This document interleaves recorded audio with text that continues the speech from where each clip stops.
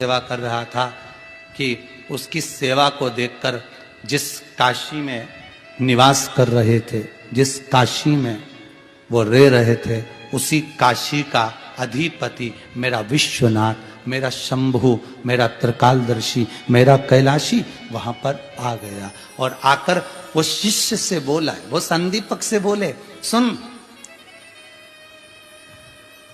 मैं तेरी सेवा से, तेरी भक्ति से बहुत प्रसन्न हूं, मांग तुझे क्या चाहिए, क्या दूं मैं तुझको, बोल क्या दिया जाए तेरे को, बोल दे। कुछ नहीं, अगर आप कह रहे हो ना, मेरे को कुछ नहीं चाहिए। शंकर जी बोले, इतने दिन से तू अपने गुरु जी की सेवा कर रहा है रे सांदीपक, वेद धर्म की तू इतने दिन से सेवा कर रहा है, उसके शरीर में रोग है, तू एक काम करना, कुछ नहीं मांगे तो यही मांग ले कि गुरु जी का शरीर अच्छा हो जाए।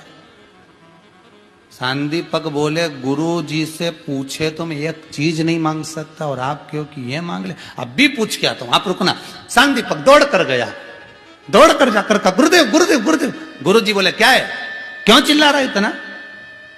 गुरु जी, भोलेनाथ आए हैं, शंकर भगवान, कह रहे हैं तेरी सेवा से मैं प्रसन्न हो गया हूं, एक काम कर, कुछ मांग ले। तो गुरु जी, मैं मांग लूं क्या कि आप स्वस्थ हो जाएं।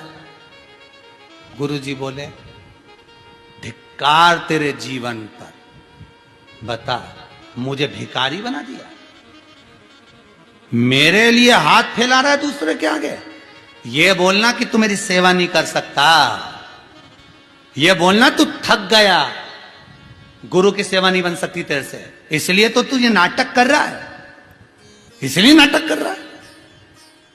और अगर तेरे से नहीं बन रहा मेरी सेवा करते हुए, तो सुन सांदीपक, मैंने पहले ही तेरे से कहा था मेरे संग में मत चल, मेरे तकलीफ रहेगी, मैं अंधा हो जाऊंगा, मेरे को कोढ़ हो जाएगा। ये फिर क्यों आया तू मेरे साथ, क्यों नाटक कर रहा है फालतू के।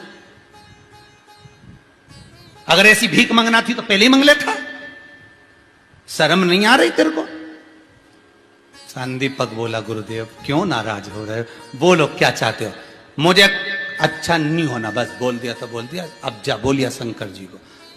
सांदीपक गया, भोलेनाथ शिव जी, आपके चरण पकड़ूं प्रभु, आप तो हमें आशीर्वाद मत दो, कोई वर मत दो। शिव जी बोले, मुझसे वर नहीं मांग रहा, तू दुनिया मांगे। सांदीपक बोले, वो भले एक आध बार मेरे मन में है कि आज मैं काशी में बैठा हूं गुरु के चरणों में, वो सब बात की बात है, पर शंकर भगवान का मन प्रसन्न हो गया, तू गुरु की सेवा कर रहा है, तेरे को भी चेला ऐसा मिलेगा जो दुनिया में तेरा नाम रोशन करेगा, तू क्यों चिंता कर।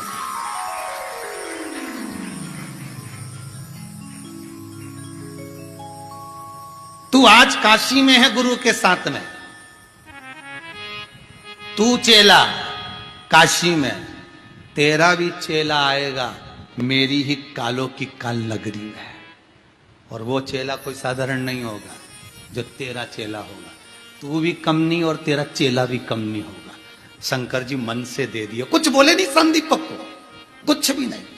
अब इसकी सेवा इतनी अच्छी चल रही थी कि शंकर जी ने भगवान विष्णु से कह दिया, नारायण नारायण। बोले, क्या बात है, उस सांदीपक को वर दिया प्रभु, वो मेरे से नहीं ले रहा, आप जाओ। भगवान विष्णु पहुंच गए, भगवान विष्णु ने जाकर कहा, सांदीपक मांगो, तुम्हें क्या चाहिए, तुम्हारी सेवा बड़ी प्रबल है। सांदीपक बोले, पहले भी मांगने की बात सोची थी, इस गुरु जी के पास गया तो गुरु जी ने खूब फटकार लगाई, दादा तुम तो रहने दो, तुम अपने अपने घर जाओ। भगवान विष्णु, तुम अपने अपने घर जाओ।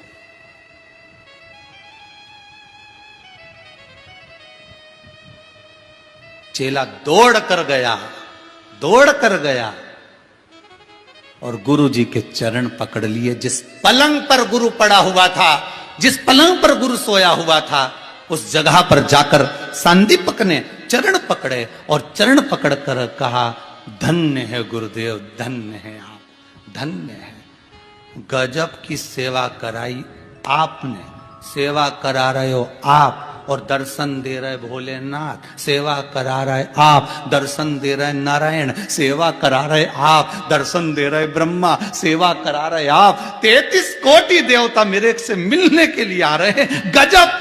तो भगवान सांदीपक के गुरु तो तुरंत बोले, देव धर्मा वेद धर्मा जी ने पूछा अब कौन आ गया तेरे से मिलने? तो कि भगवान विष्णु।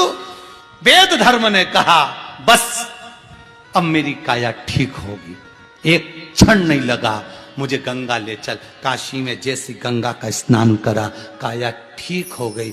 वेद धर्म ने कहा बस अब कोई लालसा नहीं बची, चेला अगर बने तो वो अपनी मंजिल तक पहुंच जाए तो गुरु का फर्ज है, नहीं तो क्या मतलब।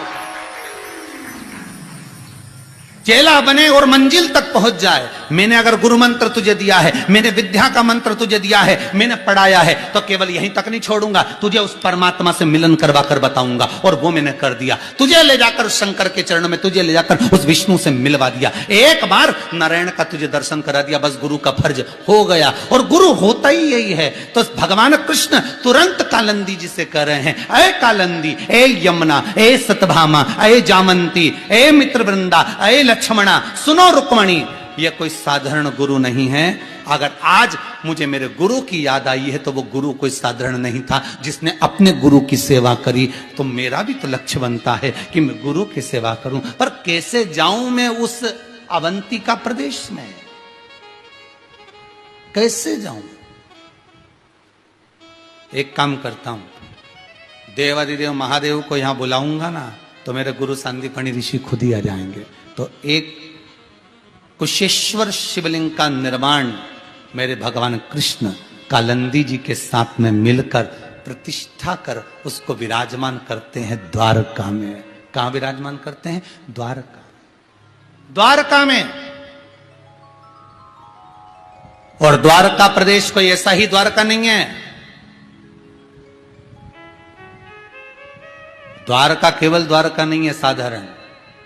शिव महापुराण की कथा कहती है ये वो द्वारका है जहां मेरा कृष्ण तराजू में तुल जाता है, जहां पर तुला का दान हो जाता है। ये वो द्वारका नहीं साधारण, ये वो द्वारका है जहां मेरा कृष्ण शंकर से मिलने के लिए बार बार अग्रण्य हो जाता है, अग्रण्य।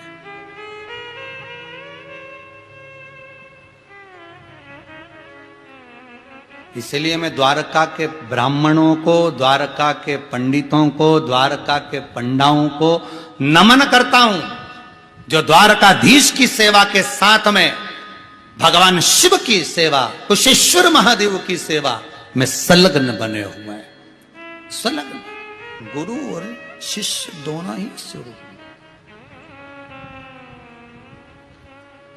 दोनों ही स्वरूप।